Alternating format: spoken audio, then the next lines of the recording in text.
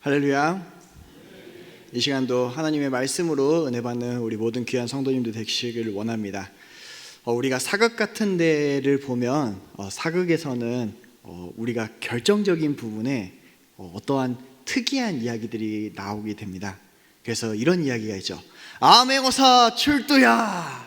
라고 하면 암행어사가 나타났구나. 근데 이 암행어사보다 조금 더 임팩트가 더 강한 게 있습니다. 그게 뭔지 혹시 아십니까? 어명이요! 라고 하면 모든 사람들이 이제 집중하게 되죠.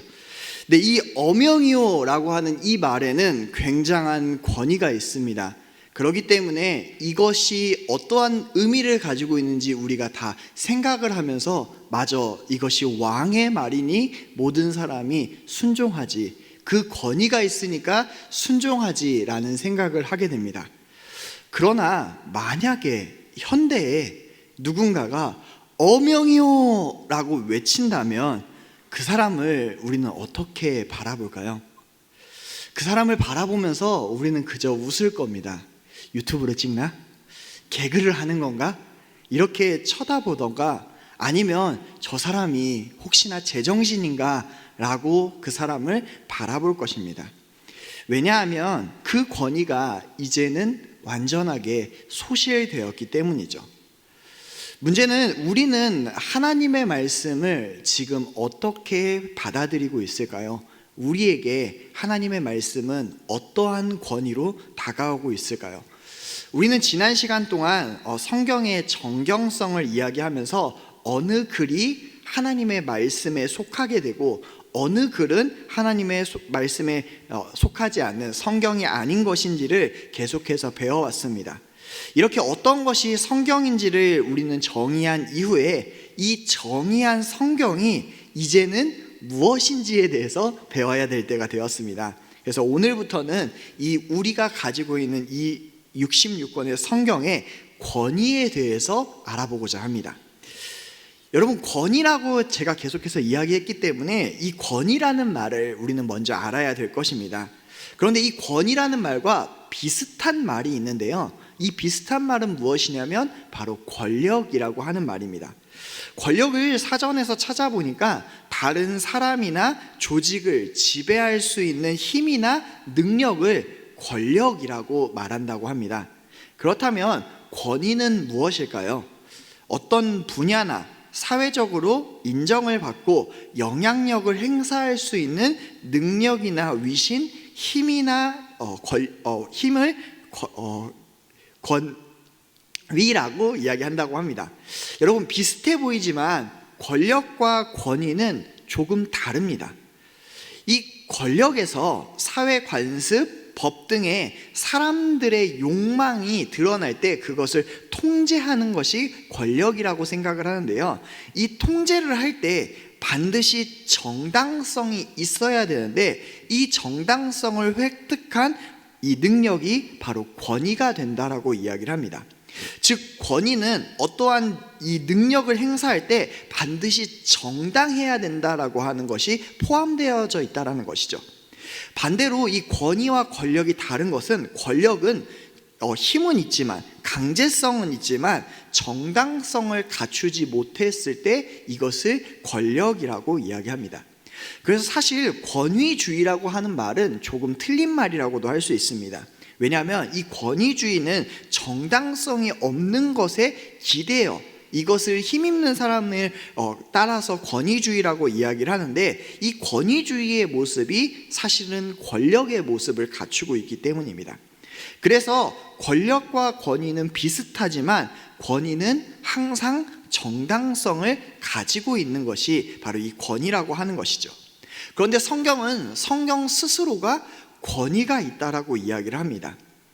물론 그리스도인들에게 성경은 삶의 기준이고 신앙의 기준이라고 하는 것을 우리는 모두 다 알고 있습니다. 그래서 성경이 권위가 있구나 라는 것을 모든 성도들은 어렴풋이 알고 있죠. 그러나 모든 그리스도인들이, 모든 성도들이 그것을 똑같이 이해하고 있지는 않습니다. 그래서 성경은 모든 사람들이 똑같이 이해하기 위해서 왜 성경이 권위가 있고 왜 성경이 어떠한 정당성을 갖췄는지에 대해서 우리에게 이야기를 해주고 있다는 것이죠. 그렇다면 성경의 권위란 무엇일까요? 네, 여기 우리 나눠드렸던 유인물에 구멍이 나여 있죠. 네, 우리 함께 같이 보도록 하겠습니다. 성경의 권위란 성경에 있는 모든 말씀이 하나님의 말씀으로서 성경의 어느 한 말씀에 불순종하거나 불신하는 것은 곧 하나님을 불신하고 불순종하는 것이다 라고 이야기한다는 것입니다. 그러니까 성경은 우리에게 가장 큰 대전제로 먼저 하는 말이 있습니다. 그것이 무엇이냐면 성경의 모든 말씀은 하나님의 말씀이라고 이야기하고 있다는 것이죠. 이것을 성경 스스로가 밝히고 있습니다. 어떠한 한 구절도 빠짐없이 이 모든 것이 하나님의 말씀이라고 이야기를 하는 것이죠. 성경은 먼저 성경의 모든 말씀이 하나님의 말씀이라는 것을 직접적으로 이야기하면서 여러분도 성경을 읽으시면서 보셨던 많은 구절을 우리에게 예를 듭니다. 그것이 무엇이냐면 바로 여호와께서 말씀하시기를 이라고 하는 구절입니다. 여러분, 성경은 우리가 이 성경을 읽다 보면 여호와께서 말씀하시기를, 여호와께서 말씀하시기를 이라고 하는 표현이 자주 반복되는 것을 우리는 알고 있습니다. 우리는 그저 그 말이 나올 때 하나님께서 말씀하셨구나, 하나님이 말씀하신다라는 것을 성경이 그냥 표현하고 있구나 라는 정도로 이 구절을 넘길 때가 많습니다. 그런데 사실 여호와께서 말씀하시기를 이라고 하는 이 표현은 굉장히 중요한 표현입니다. 아까 제가 서두에 어명이요 라고 이야기했던 거 기억나십니까? 네, 성경은 이 표현을 그대로 가지고 와서 사용하고 있는 것입니다. 그러니까 왕의 말, 왕이 백성들에게 발표하는 칙령이나 의무이나 의의를 제기하지 못하고 오직 순종해야만 하는 칙령으로 등장하는 것이 바로 어명이라는 것이죠. 네, 자막이 틀렸습니다. 네, 지금 나오는 게 아닙니다. 양식과 동일한 형태를 취한다라고 이야기를 하고 있습니다. 그러니까 우리가 어명이요 라고 하는 이 표현과 여호와께서 말씀하시기를 이라고 하는 이 표현이 동일한 표현이라는 것이죠. 그렇기 때문에 성경은 이것을 굉장히 강조해서 우리에게 이야기를 하는 것입니다. 이것은 너희가 그냥 받아들이는 것이 아니라 이것에 절대적으로 순종해야 되고 반드시 따라야 되는 하나님의 말씀이다 라는 것으로 성경은 우리에게 이야기를 하고 있다는 것이죠. 따라서 선지자들이 여호와께서 말씀하시기를 이라고 이야기할 때는요, 자막 띄워주시겠습니까? 네, 이 이스라엘의 전능하신 왕의 절대적인 권위나 의문에 의의를 제기하지 못하고 오직 순종하기만 해야 하는 양식을 취하고 있다라는 것입니다. 그래서 선지자들은 이것을 전할 때 굉장히 두려운 마음으로 하나님의 말씀을 전했습니다. 왜냐하면 자기 자신이 하나님의 메시지를 선포하면서 하나님의 모든 권위를 위양받고 있기 때문이죠. 그래서 자기의 말이 하나님께로 온 말이 아니게 되면 자기 자신이 스스로가 거짓 선지자가 되는 것이기 때문에 이것이 하나님께로 온 말씀인지를 선지자 스스로가 점검하고 바라봐야 되었다라는 것입니다. 그래서 선지자들은 하나님의 이름으로 반드시 선포해야 됩니다. 그리고 또한 이 선지자들이 이야기할 때 구약 성경은 그것을 하나님의 말씀이다라고 동일하게 이해하고 있습니다. 그러니까 선지자가 이야기하는 모든 행동과 모든 말은 하나님께 이 권위를 위임받았기 때문에 그가 하는 모든 말과 그가 하는 모든 행동이 누가 하신 것이냐? 하나님이 하신 것이다. 그렇기 때문에 그 메시지를 따르지 않는 자는, 그러니까 하나님의 말씀에 불순종하는 자는 하나님을 불순종한 것으로 하나님께서 여기시겠다라고 선포하고 계신다는 것이죠. 그런데 문제는 이 구절들이 구약에 나와 있는 모든 성경 말씀을 하나님의 말씀이라고 주장하는 것은 아닙니다. 그렇다면 여기에서 우리는 궁금증이 생길 것이죠. 어떤 부분은 여호와께서 말씀하시기를 이라고 이야기하면서 하나님의 말씀이라고 이야기하는데 그렇게 표현되지 않는 부분들을 우리가 어떻게 하나님의 말씀으로 받아들일 수 있겠습니까? 라고 하는 의문이 듭니다. 이 의문의 해답이 무엇이냐면 바로 신약 성경입니다. 신약 성경에 바로 그 답이 있다라는 것이죠. 우리 유인물을 보시면 두 번째입니다. 신약 성경에서 구약의 모든 글들, 이는 1.1획도 모두 하나님의 말씀으로 간주했다라는 것을 우리는 알아야 됩니다. 여러분, 구약 성경에 여호와의 말씀이다 라고 하는 이 부분이 부분적으로 있었지만 신약 성경은 어떻게 표현하고 있냐면 구약에 나타나 있는, 그러니까 창세기 1장 1절부터 말라기 4장의 끝부분까지 모든 부분이 1.1획도 빠짐없이 하나님의 말씀이라고 신약 성경이 선포하고 있다는 것입니다. 이것을 가장 강력하게 선포하는 메시지를 가진 성경이 있습니다. 그것이 바로 디모데후서 3장 16절입니다. 우리 디모데후서 3장 16절의 말씀을 다 같이 함께 읽겠습니다. 모든 성경은 하나님의 감동으로 된 것으로 교훈과 책망과 바르게 함과 의로 교육하기에 유익하니. 아멘. 근데 여기에서 이 성경이라고 하는 단어가 그라페라고 하는 헬라어로 등장을 합니다. 신약 성경에서 모두 51번 이것이 언급되는데요, 이 51번 언급될 때마다 이 그라페라고 하는 단어는 구약 성경을 지칭합니다. 그러니까 바울은 구약의 모든 글들, 그러니까 여호와의 말씀이다라고 하는 이 말을 포함해서 창세기 1장 1절부터 말라기 4장의 마지막 부분까지 이 모든 글이 하나님의 감동으로 된 것이라고 분명하게 이야기하고 있다는 것이죠. 여기에서 감동이라는 말이 사실 또 중요합니다. 왜냐하면 이 감동이라는 것이 무엇이냐면 숨을 쉬는 겁니다. 여러분, 우리가 숨 쉬는 거 가장 중요하지 않습니까? 그리고 하나님께서 우리에게 숨을 내쉬는 것을 성경은 2번을 표현합니다. 아담과 하와에게 생기를 불어넣으시고 우리에게 성령 받으라 라고 이야기하실 때 하나님께서는 그 생기를 내뿜어 주셨죠.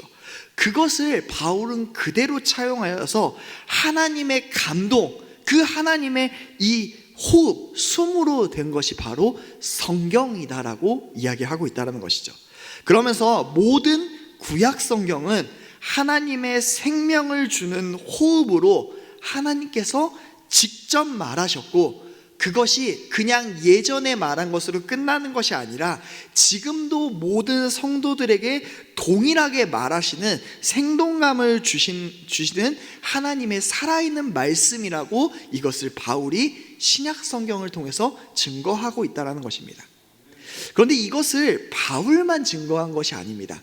누구도 또 증거를 했냐면 베드로도 동일하게 증거하고 있다는 것이죠.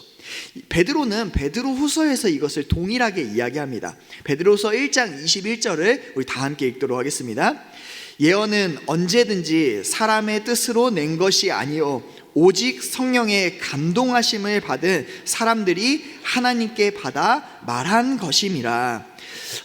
베드로는 예언에 대해서 조심해야 된다라고 경고하면서 이 구약 성경을 의미하는 성경의 예언에 대해서 이야기를 하고 있습니다.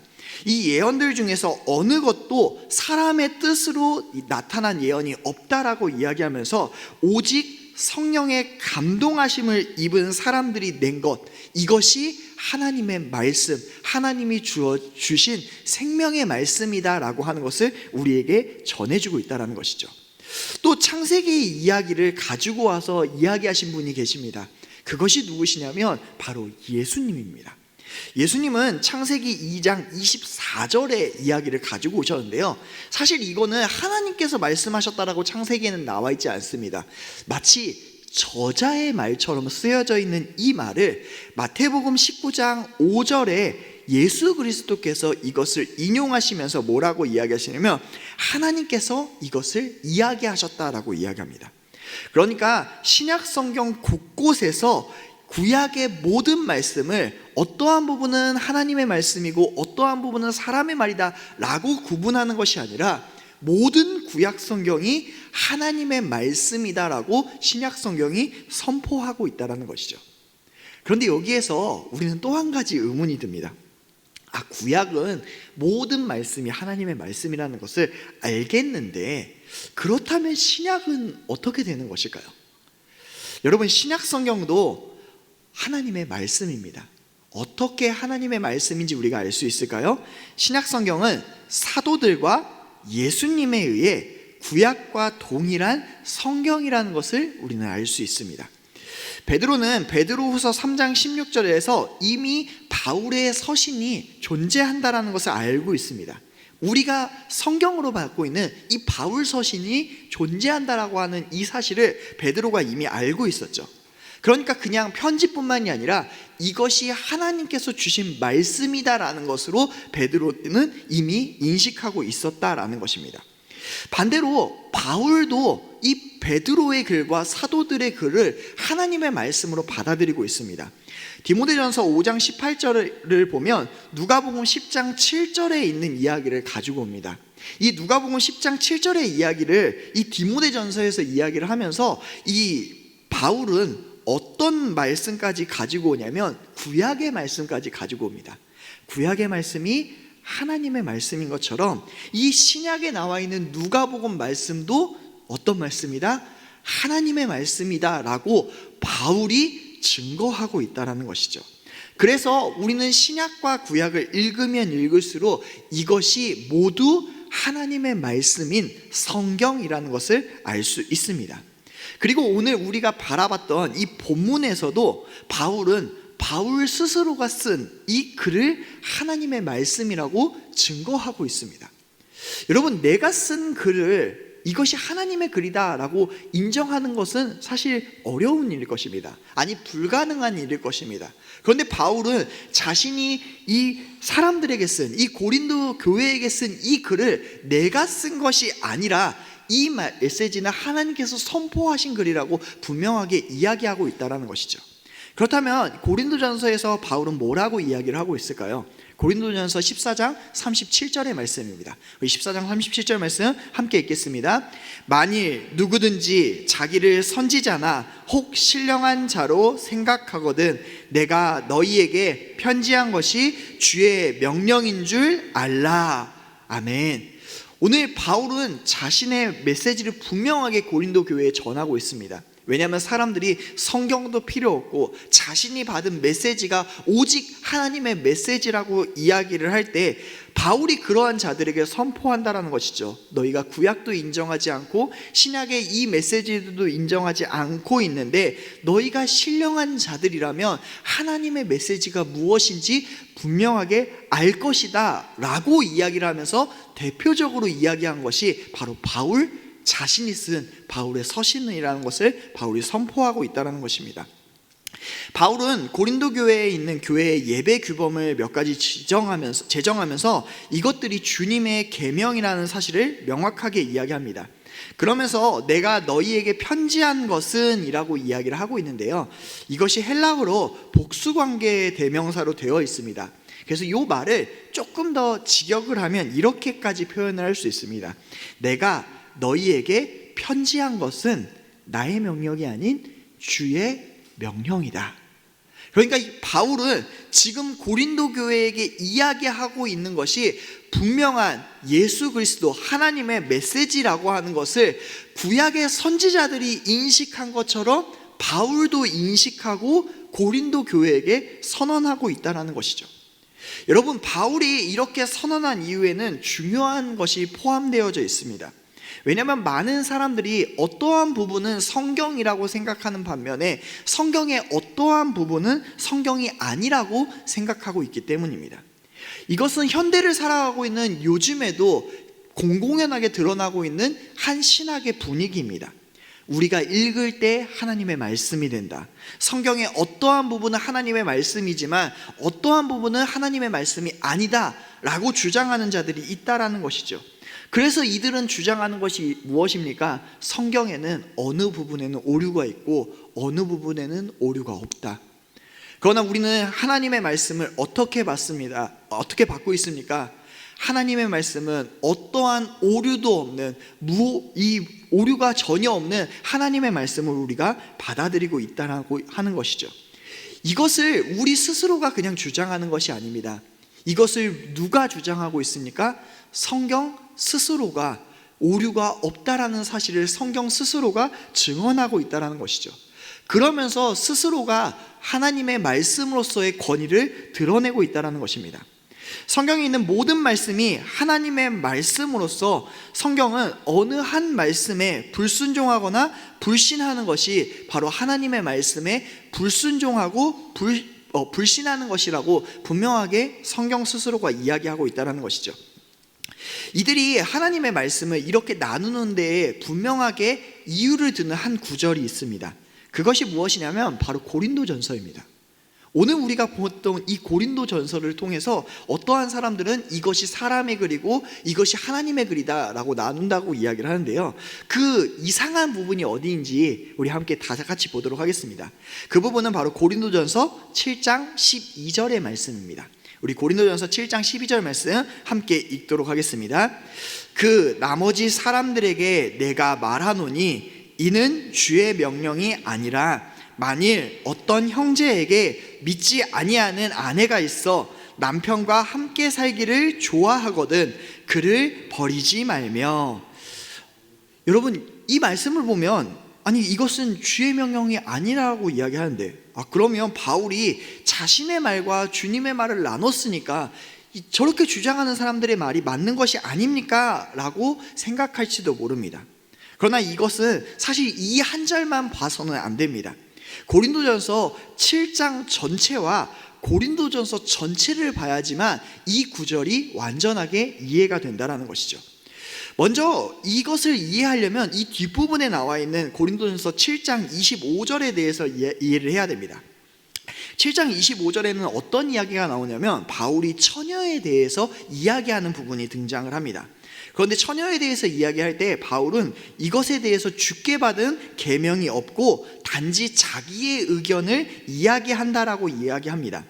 이 말은 그 문제에 관해서 예수님께서 이 땅에 계시는 동안, 특히나 공생애를 하셨던 3년 동안에 그것에 대해서 말씀을 하지 않으셨다라고 하는 의미에서 이야기한다라는 것이죠. 그래서 그 문제에 관해서 예수님께서 다른 계시를 자신에게 준 것이 없기 때문에 바울은 오늘 자신의 교훈을 준다라고 이야기한다는 것이죠. 반대로 예수님께서 생전에 가르치신 내용이 이 7장 10절에 등장을 합니다. 그렇기 때문에 이 7장 10절의 내용과 25절의 내용은 분명하게 다르게 등장을 하는 것이죠. 이 10절의 내용은 무엇이냐면 여자는 남편에게서 갈리지도 말고 남편도 아내를 버리지 말라라고 하는 이야기입니다. 이 가운데 있는 말씀이 우리가 아까 읽었던 이 고린도전서 7장 12절의 말씀입니다. 이 고린도전서 7장 12절의 말씀은 바울이 불신자와 결혼한 신자에 관해서 예수님께서 지상에서 그것에 대해서 가르쳐 주시지 않았기 때문에 자신이 교훈을 준다라고 이야기한다는 것이죠. 여러분, 바울은 교인들에게, 그러니까 이 교회를 향해서 분명한 윤리적 기준을 제시했어야만 했습니다. 그래서 그는 7장 25절에 주의 자비하심을 받아서 자신이 그리스도의 충성된 자가 되어서 이 모든 사람들에게 이와 같은 명령을 한다라고 25절에 이야기한다는 것이죠. 그러니까 고린도전서 7장 12절을 완전하게 이해하기 위해서는요, 자막 띄워주시겠습니까? 네, 이해하기 위해서는 바울이 자기의 말을 전한 것은 성경이 부분적으로 인정하는 자들에게 성경 스스로가 예수님의 말씀과 바울의 말이 동등한 권위로서 하나님의 사자로서 성도들을 교훈하는 것임을 증거하는 것이라는 사실을 우리는 깨달아야 됩니다. 여러분, 이 말을 쉽게 이야기하면 이거입니다. 아까 어명이요 라고 하는 이 메시지를 전했던 사람처럼 바울이 하나님의 메시지를 그대로 받아서 하나님의 권능으로 교회에게 선포한다라는 것을 누가 증언하고 있다는 것입니까? 바울이 증언하고 있다는 것입니다. 사랑하는 성도 여러분, 성경의 권위는 그것을 따름이 정당하다라고 하는 이 정당성이 있는 권위를 우리에게 이야기하고 있습니다. 또한 이것은 성경이 하나님의 말씀으로서 그 정당성이 있다라는 사실을 성경 스스로가 우리에게 증언하고 있다라는 것이죠. 이 성경은 하나님의 말씀으로서 어느 것 하나 빠짐없이 우리에게 주어지는 하나님의 말씀이라는 사실을 기억해야 됩니다. 그것은 온전히 하나님의 말씀으로서 우리를 살리는 것이고, 그것은 온전한 말씀으로서 우리에게 주어진 구약과 신약의 메시지라고 하는 사실을 우리는 기억해야 됩니다. 사랑하는 성도 여러분, 오늘 양육훈련 우리는 수료 예배를 드렸습니다. 여러분은 어떠한 방향에서 이 훈련을 받으셨습니까? 어떻게 성경 말씀을 계속해서 받아들이고 계십니까? 우리는 하나님의 말씀을 경시하면서 혹시 받고 있지는 않습니까? 그러나 양육훈련을 통하여서 하나님의 말씀이 우리에게 얼마나 가치 있는지를 깨달으셨을 것입니다. 저는 오늘 느끼신 그 감정을 그냥 오늘의 감정으로만 느끼고 끝내시는 것이 아니라, 여러분이 그 감정을 가지시고 앞으로 계속해서 하나님의 말씀을 배우시는 데에 힘을 내셨으면 좋겠습니다. 성경을 배우신 분들은 아까 담임 목사님이 이야기하셨던 것처럼 100일 성경 통독에 들어가시고, 또 큐티반을 하셨던 분들은 교리를 배우시기 위해 애쓰시길 원합니다. 그래서 우리가 이 모든 양육훈련을 마치고 난 이후에 이것을 다른 성도들에게 가르칠 수 있을 정도로, 또한 그리스도를 알지 못하는 사람들에게 이것을 전파할 수 있을 정도로 하나님의 말씀을 계속해서 상고해가는 우리 귀한 성도님들 되시길 간절하게 소망하겠습니다.